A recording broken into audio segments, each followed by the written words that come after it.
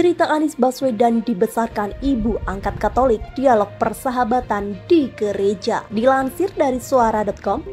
SMA itu pernah ikut pertukaran pelajar, dapat tempatnya di Amerika Serikat.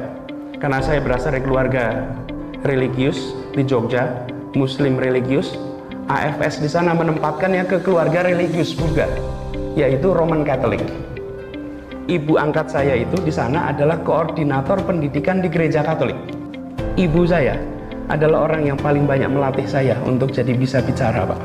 Kenapa? Karena beliau menjadi promotor. Apa yang beliau lakukan? Saya diajak ke gerejanya, bukan ikut misanya. Ikut misanya saya nggak ikut.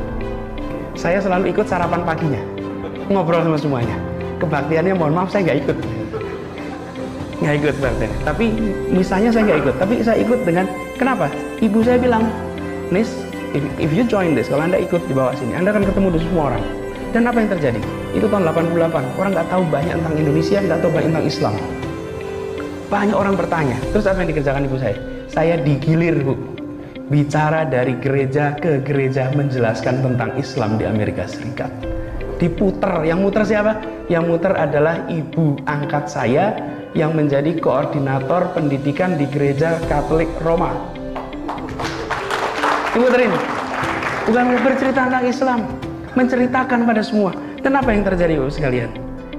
Yang terjadi justru itulah interaksinya level grassroots. Interaksi itu yang kemudian saya merasa jika di tanah kita kita berikan ruang interaksi seperti ini yang lebih luas, saya percaya bahwa mencintai Indonesia akan bisa menjadi fondasi seperti para 4 tokoh bangsa yang ngobrol sepanjang hari tadi. Muhammad Natsir, tokoh Masyumi, Kasimo, tokoh partai Katolik, Franseda, tokoh partai, dan A.R. Baswedan di rumahnya bersahabat, bicara dengan tenang tentang kebangsaan, penuh saling mencintai. Mengapa?